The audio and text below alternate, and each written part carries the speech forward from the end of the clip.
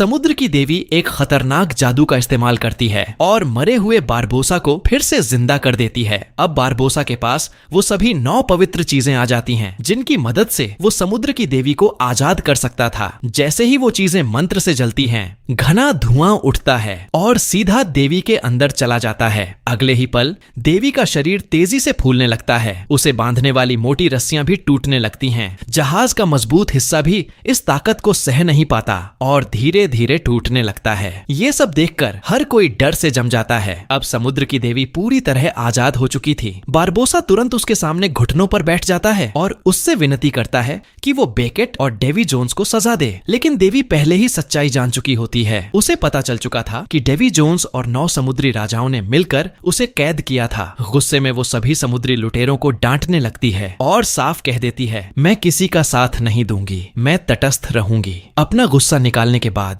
वो अचानक हजारों केकड़ों में बदल जाती है और एक बड़ी लहर की तरह जहाज से नीचे गिरकर समुद्र में गायब हो जाती है। अब सब लोग हैरान खड़े होते हैं कि आखिर ये हुआ क्या। तभी अचानक एक तेज हवा चलती है और एक समुद्री लुटेरे की टोपी उड़कर आसमान में चली जाती है। सब ऊपर देखते हैं। जहां अभी साफ आसमान था, वहां अब काले बादल छा चुके होते हैं। अब उनके पास कोई रास्ता नहीं बचा था, या तो जीत या फिर मौत। इसीलिए सभी समुद्री लुटेरे एक साथ युद्ध का झंडा उठा लेते हैं। दूसरी तरफ बेकेट अभी भी पूरी तरह आत्मविश्वास में होता है। समुद्र में एक भयानक भंवर बन जाता है जो दोनों जहाजों को एक दूसरे के करीब ले आता है। अब दोनों तरफ के सैनिक रस्सियों के सहारे झूलकर एक दूसरे के जहाज पर कूद जाते हैं और शुरू हो जाती है एक भयंकर लड़ाई। हर तरफ चीखें, तलवारें और खून। विलियम देखता है कि सभी दुश्मन उसके जहाज पर आ चुके हैं, तो वो भी पूरी ताकत से लड़ने लगता है। लेकिन उसके मन में एक डर था, क्या वो इस युद्ध से जिंदा लौट पाएगा? इसीलिए वो उसी वक्त एलिजाबेथ को शादी के लिए पूछता है। और हैरानी की बात यह है कि इतनी खतरनाक लड़ाई के बीच दोनों शादी करने का फैसला कर लेते हैं। वो बारबोसा से कहते हैं कि वो उनकी शादी करवाए। तेज बारिश, खतरनाक लड़ाई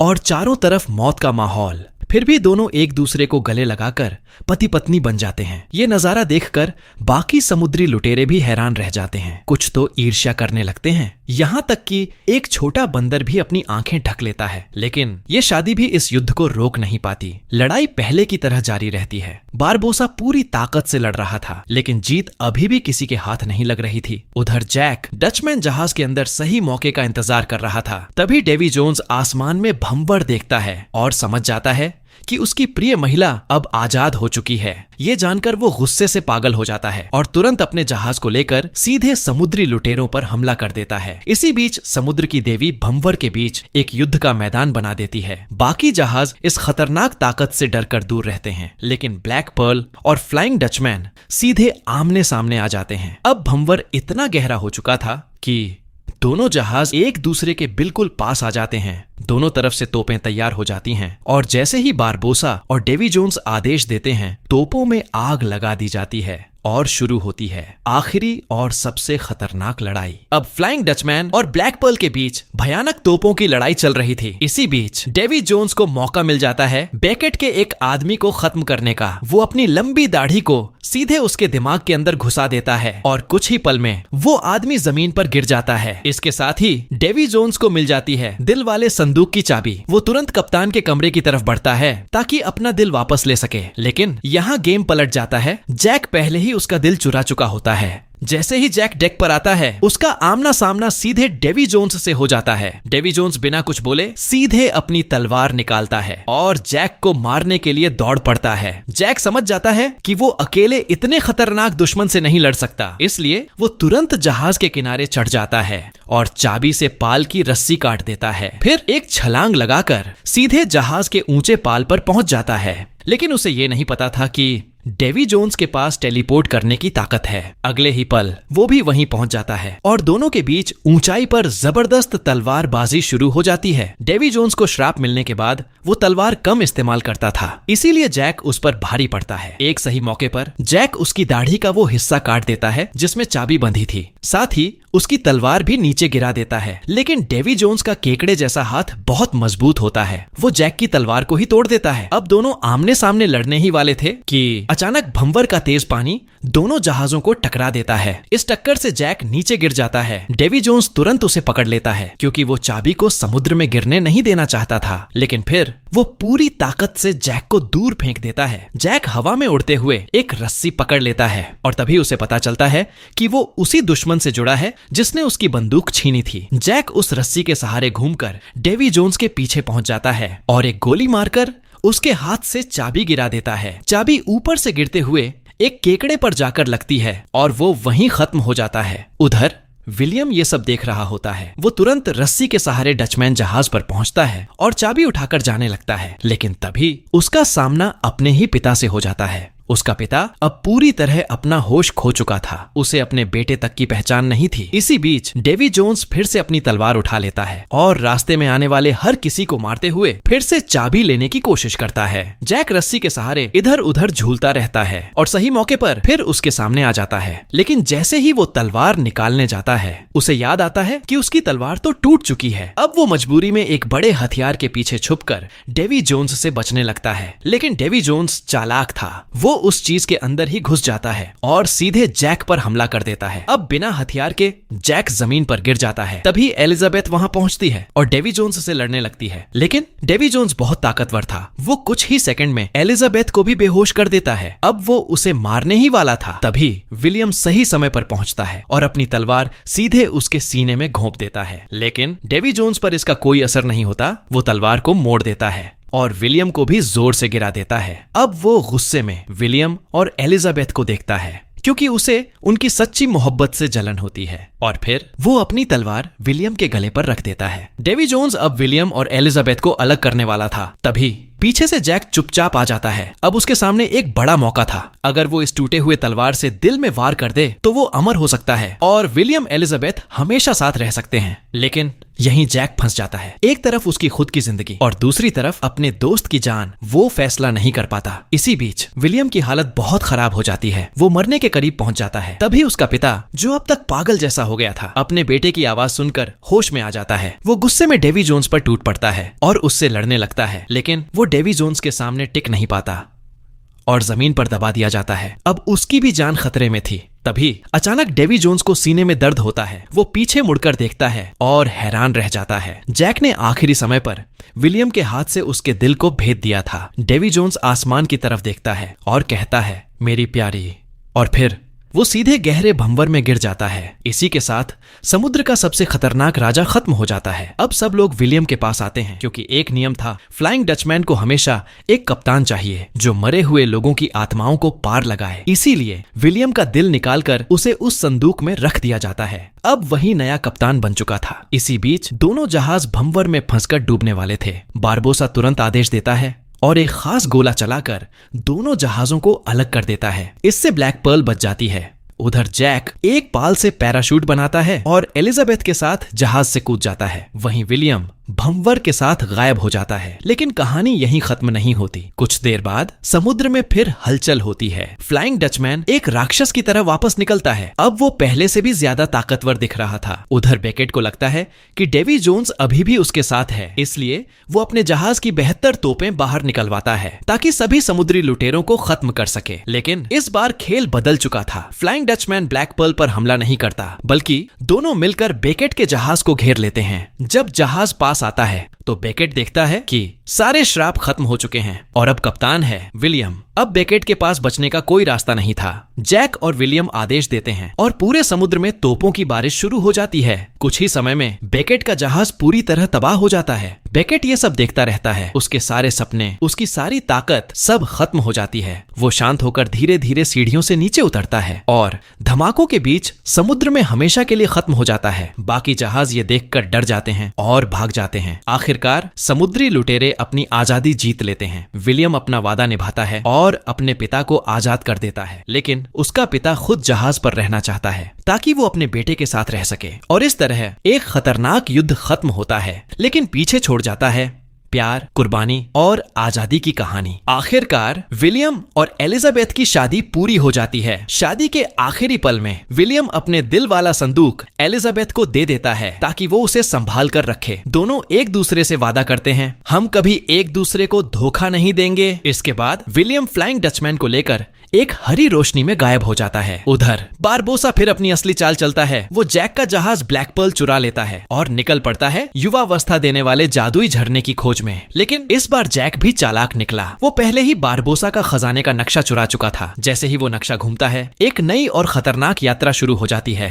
अब कहानी पहुंचती है समुद्र के एक ऐसे रहस्य पर, अमर होने का राज। कहा जाता है कि अगर कोई उस जादुई झरने का पानी पी ले तो वो हमेशा जवान रह सकता है। जो लोग बूढ़े होने वाले होते हैं उनके लिए ये लालच बहुत बड़ा होता है, लेकिन इसकी कीमत भी बहुत भारी होती है। इस पानी को पीने के लिए एक खास तरह के प्याले चाहिए होते हैं और एक खास रस्म भी करनी पड़ती है। लेकिन सच ये है कि ज्यादातर लोग इस झरने तक पहुंच ही नहीं पाते और रास्ते में ही मर जाते हैं। सिर्फ कुछ ही लोग इस तक पहुंच पाते हैं। फिर भी अमर होने का लालच लोगों को जान जोखिम में डालने पर मजबूर कर देता है। उधर महान युद्ध के बाद बारबोसा समुद्र में घूम रहा होता है, लेकिन ज्यादा समय नहीं बीतता कि उस पर हमला होता है एक खतरनाक कप्तान द्वारा, जिसे सब कहते हैं ब्लैकी बियर्ड, काला दाढ़ी वाला। ये आदमी बहुत खतरनाक था। इसे काले जादू का ज्ञान था और इसके पास एक प्राचीन तलवार थी जिसकी मदद से वो जहाजों को जादू से काबू कर सकता था। उसकी सबसे अजीब आदत ये थी, वो दुश्मनों के जहाज को छोटा करके बोतल में बंद कर देता था। लेकिन एक दिन उसे एक डरावनी भविष्यवाणी मिलती है। 2 हफ्तों के अंदर एक लंगड़ा आदमी उसे मार देगा। ये सुनकर ब्लैक बियर्ड डर जाता है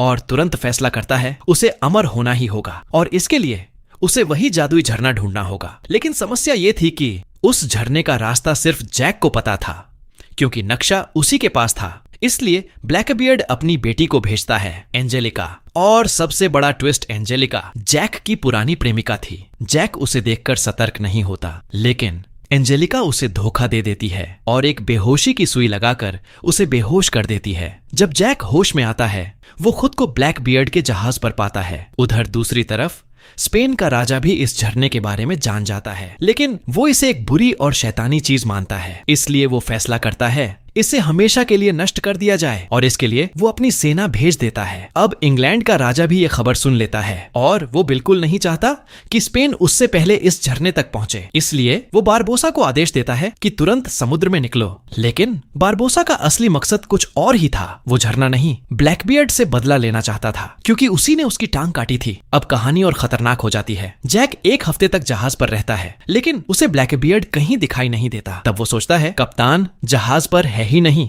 और वो एक बड़ा फैसला लेता है, विद्रोह। रात होते ही वो सभी नाविकों को इकट्ठा करता है और कहता है अगर हम जीत गए तो खजाना बराबर बांटेंगे। ये सुनते ही सब लालच में आ जाते हैं और विद्रोह शुरू कर देते हैं। हालांकि ब्लैकबियर्ड के आदमी जादुई शक्तियों वाले थे, उन्हें मारना आसान नहीं था। फिर भी ज्यादा लोगों की ताकत के आगे वो दब जाते हैं। लगता है जैक जीत गया, लेकिन तभी कप्तान के कमरे का दरवाजा खुलता है। धीरे धीरे भारी कदमों की आवाज आती है और सामने आता है खुद ब्लैकबियर्ड। अब सामने आता है असली खौफनाक विलेन। ब्लैकबियर्ड गुस्से में अपनी बोतल जमीन पर पटक देता है और निकालता है अपनी खतरनाक तलवार, ट्राइटन की तलवार, जो खुद समुद्र के देवता के बेटे ने बनाई थी। जैसे ही वो तलवार आसमान की तरफ उठाता है, उसका जहाज जिंदा हो जाता है। पाल अपने आप चलने लगते हैं। जहाज की रफ्तार अचानक तेज हो जाती है और जैसे ही वो आगे इशारा करता है, रस्सियां सांप की तरह जिंदा होकर विद्रोह करने वाले नाविकों को पकड़ लेती हैं। कुछ ही सेकंड में सभी बागी नाविक हवा में लटक जाते हैं, जैसे सूखे मांस की तरह। अब सबको अपनी सजा का इंतजार था। ब्लैकबियर्ड बंदूक निकालता है और सीधे जैक को मारने वाला था। तभी एंजेलिका बीच में आ जाती है, क्योंकि बिना जैक के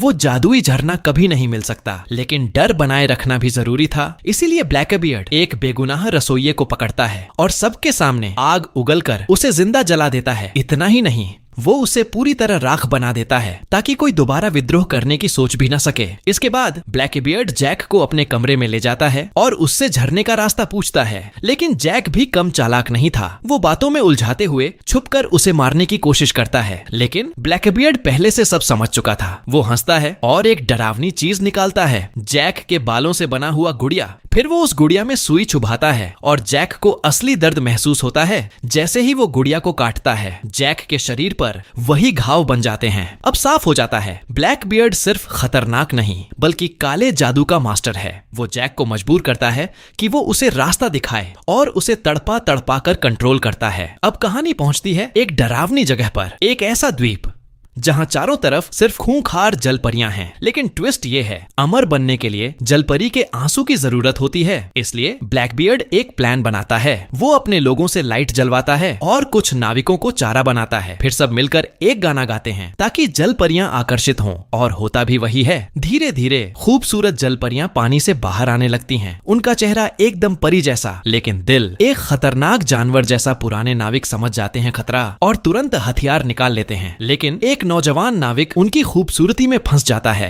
और उनके करीब चला जाता है। जैसे ही वो पास जाता है, जलपरी अपने पूरे झुंड को बुला लेती है। कुछ ही पलों में पूरी नाव जलपरियों से घिर जाती है। नौजवान नाविक तो पूरी तरह फंस चुका था। वो उन्हें छूने और चूमने की कोशिश करता है, लेकिन तभी एक अनुभवी नाविक उसे बचा लेता है। अब जलपरियां अपना असली रूप दिखाती हैं और अचानक हमला कर देती हैं। चारों तरफ अफरा तफरी मच जाती है। कई लोग वहीं मारे जाते हैं और जल परियों का शिकार बन जाते हैं। ब्लैक बियर्ड ये देखकर आग उगलता है ताकि उन्हें जाल की तरफ भगाया जा सके, लेकिन इससे जलपरियां और ज्यादा गुस्सा हो जाती हैं। अब और भी ज्यादा जलपरियां आ जाती हैं और दूर से ही खतरनाक आवाजों से हमला करती हैं, जिससे पूरा जाल टूट जाता है। अब हालत बेकाबू हो चुकी थी। जैक तुरंत समझ जाता है, अगर अभी कुछ नहीं किया तो सब मारे जाएंगे। वो भागकर लाइट हाउस पर जाता है और तेल के बड़े ड्रम को तोड़ देता है। तेल बहते ही पूरा लाइट हाउस आग से फट पड़ता है। इस धमाके से सभी जलपरियां भाग जाती हैं, लेकिन इसी दौरान एक अलग घटना होती है। एक अच्छी जलपरी एक पादरी की जान बचा लेती है, लेकिन वो खुद पानी में फंस जाती है और आखिर में उसे पकड़ लिया जाता है। अगले दिन ब्लैकबियर्ड अपने आदमियों को आदेश देता है, जलपरी को उठाओ और चलो जादुई झरने की तरफ। रास्ते में जब सब रुकते हैं, एक पादरी देखता है कि जलपरी सांस नहीं ले पा रही। उसे समझ आता है जलपरी को भी हवा की जरूरत होती है। वो तुरंत कहता है कि उसे बाहर निकाला जाए, लेकिन पहरेदार मना कर देते हैं। उन्हें डर था कि वो भाग जाएगी। तभी पादरी हिम्मत दिखाता है। वो तलवार निकालकर कांच का डिब्बा तोड़ देता है। जैसे ही जलपरी बाहर आती है, वो गहरी सांस लेती है और उसी पल दोनों के बीच एक अजीब सा रिश्ता बन जाता है। इसके बाद सब आगे बढ़ते हैं, लेकिन रास्ते में एक बड़ी चट्टान आ जाती है। अब उन्हें रास्ता बदलना पड़ता है, क्योंकि जादुई झरने तक पहुंचने से पहले पवित्र प्याले ढूंढना जरूरी था। लेकिन ब्लैकबियर्ड के पास समय बहुत कम था, इसलिए वो गुस्से में जैक से कंपास छीन लेता है और उसे धमकी देता है, नीचे कूदकर प्याले ढूंढ कर ला। जैक मना कर देता है, मुझे ऊंचाई से डर लगता है। लेकिन ब्लैकबियर्ड रुकने वाला नहीं था। वो बंदूक निकालकर एंजेलिका पर तान देता है और कहता है, अगर नहीं कूदा तो इसे मार दूंगा। जैक को यकीन नहीं होता। तभी ब्लैकबियर्ड एक खतरनाक खेल खेलता है। वो 6 बंदूकें मंगवाता है, जिनमें से सिर्फ 2 में गोलियां होती हैं। अब वो जैक से कहता है, एक चुन। जैक एक बंदूक उठाता है और ट्रिगर दबाता है। गोली नहीं चलती। वो सोचता है कि सब नकली है, लेकिन अगले ही पल असली गोली चलती है। अब जैक समझ जाता है कि ये कोई मजाक नहीं है। एंजेलिका को बचाने के लिए वो मजबूरी में चट्टान से नीचे कूद जाता है। उधर ब्लैकबियर्ड अपनी टीम के साथ सीधे झरने की तरफ बढ़ जाता है। दूसरी तरफ बारबोसा भी उसी जगह पहुंच चुका था। वो सड़ी हुई जलपरियों के शरीर देखकर समझ जाता है कि ब्लैकबियर्ड यहीं कहीं है और वो कसम खाता है, आज बदला लेकर रहूंगा। लेकिन तभी उसके पीछे से चीख सुनाई देती है। वो मुड़कर देखता है, उसका जहाज जलपरियों द्वारा समुद्र में खींच लिया जाता है। अब उसके पास वापस जाने का कोई रास्ता नहीं था और उसका बदला और भी पक्का हो जाता है। जंगल से गुजरते समय एक जहरीला मेंढक गिब्स के कंधे पर कूद जाता है। बारबोसा तुरंत उसे रोकता है और बहुत सावधानी से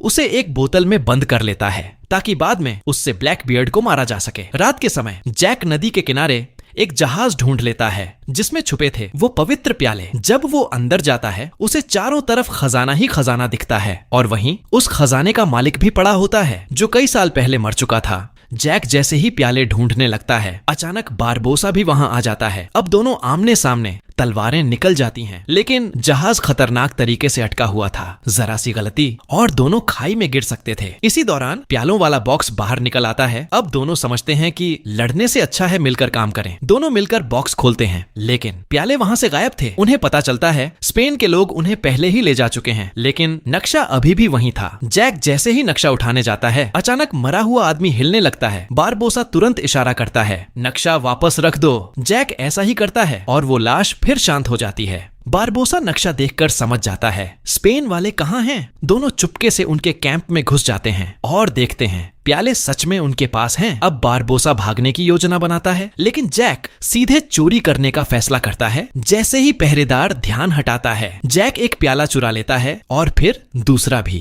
पहरेदार को कुछ अजीब लगता है, लेकिन बारबोसा उसे बेहोश कर देता है। दोनों प्याले लेकर भागने लगते हैं, लेकिन सैनिक उन्हें पकड़ लेते हैं और दोनों को पेड़ से बांध दिया जाता है। उधर ब्लैकबीयर्ड अब झरने के बहुत करीब था। उसके आदमी जलपरी को लेकर जा रहे थे, लेकिन तभी कांच का बर्तन टूट जाता है और जैसे ही जलपरी जमीन को छूती है, उसकी पूंछ गायब होकर पैर बन जाते हैं। सब लोग उसकी खूबसूरती देखने लगते हैं, लेकिन पादरी उसे अपने कपड़े से ढक देता है। अब वो चल नहीं पा रही थी, तो पादरी खुद उसे उठाकर आगे ले जाता है। रास्ते में आराम करते समय पादरी जलपरी की खूबसूरती देखकर पूरी तरह मोहित हो जाता है। वो कहता है, तुम्हारा चेहरा भगवान की बनाई सबसे खूबसूरत चीज है। और जब उसे पता चलता है कि जलपरी उसी की वजह से पकड़ी गई, तो वो उसे और भी ज्यादा पसंद करने लगता है। रात होते होते सब लोग जादुई झरने के पास पहुंच जाते हैं, लेकिन वहां का नजारा बेहद डरावना था। चारों तरफ सिर्फ मरी हुई जलपरियों के शरीर पड़े थे। ब्लैकबीयर्ड जलपरी को डराता है, अगर तुमने आंसू नहीं बहाए तो तुम्हारा हाल भी इन जैसा होगा। लेकिन जलपरी बहुत मजबूत थी, चाहे उसे कितना भी मारा जाए, वो एक बूंद आंसू नहीं बहाती। कुछ लोग कहते हैं इसके उंगलियां काट दो, लेकिन तभी पादरी आगे आकर उसे बचाने की कोशिश करता है, पर इसका उल्टा असर होता है। ब्लैकबीयर्ड समझ जाता है कि दोनों एक दूसरे से प्यार करते हैं। अब वो जलपरी को धमकी देता है, अगर तुमने रोया नहीं तो मैं पादरी को मार दूंगा। जलपरी फिर भी नहीं मानती। तभी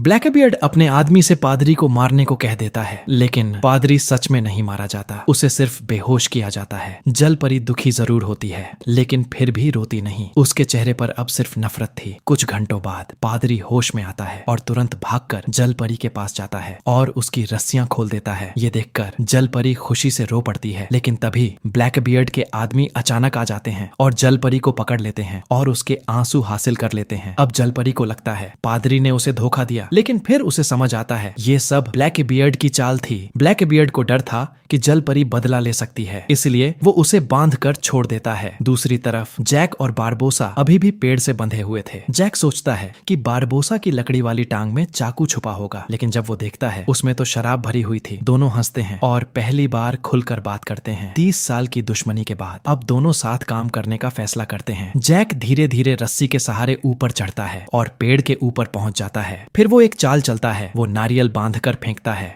ताकि पहरेदारों का ध्यान भटक जाए। इस मौके का फायदा उठाकर बारबोसा भी छूट जाता है। इसके बाद दोनों स्पेन वालों से पवित्र प्याले छीन लेते हैं, लेकिन बारबोसा चुपके से जैक के पीछे पीछे चलता है, क्योंकि उसका असली मकसद था ब्लैकबीयर्ड को मारना। अगले दिन जैक ब्लैकबीयर्ड के पास जाता है और प्यालों के बदले अपना कंपास वापस ले लेता है। फिर वो चुपके से कंपास गिब्स को दे देता है ताकि वो जाकर ब्लैक पर्ल जहाज वापस ले आए। अब सब लोग पहुंचते हैं जादुई झरने के दरवाजे पर। जैसे ही जैक प्याले पर लिखे शब्द पढ़ता है, जमीन से पानी की धाराएं निकलती हैं और ऊपर जाकर एक बड़ा सा पानी का दरवाजा बन जाता है। एक पक्षी जैसे ही अंदर जाता है, वो गायब हो जाता है। जैक तुरंत एक नाविक के कंधे पर चढ़ता है और अपनी तलवार उस पानी में डालता है। अचानक एक रहस्यमयी ताकत उसे अंदर खींच लेती है। वो पहुंचता है एक रहस्यमयी मंदिर में। यही था जादुई झरने का असली स्थान। हालांकि मंदिर टूट चुका था, लेकिन उसकी ताकत अभी भी जिंदा थी। ब्लैकबीयर्ड कहता है, सबसे पहले मैं ये पानी पीऊंगा। लेकिन तभी धुंध में से एक आदमी सामने आता है और वो कोई और नहीं, बारबोसा था। दोनों एक दूसरे को देखते ही तलवारें निकाल लेते हैं और भयंकर लड़ाई शुरू हो जाती है। इस बार ब्लैकबीयर्ड की जादुई तलवार काम नहीं करती, क्योंकि वो समुद्र में नहीं था। अब उसे सिर्फ अपनी ताकत पर लड़ना पड़ता है। इधर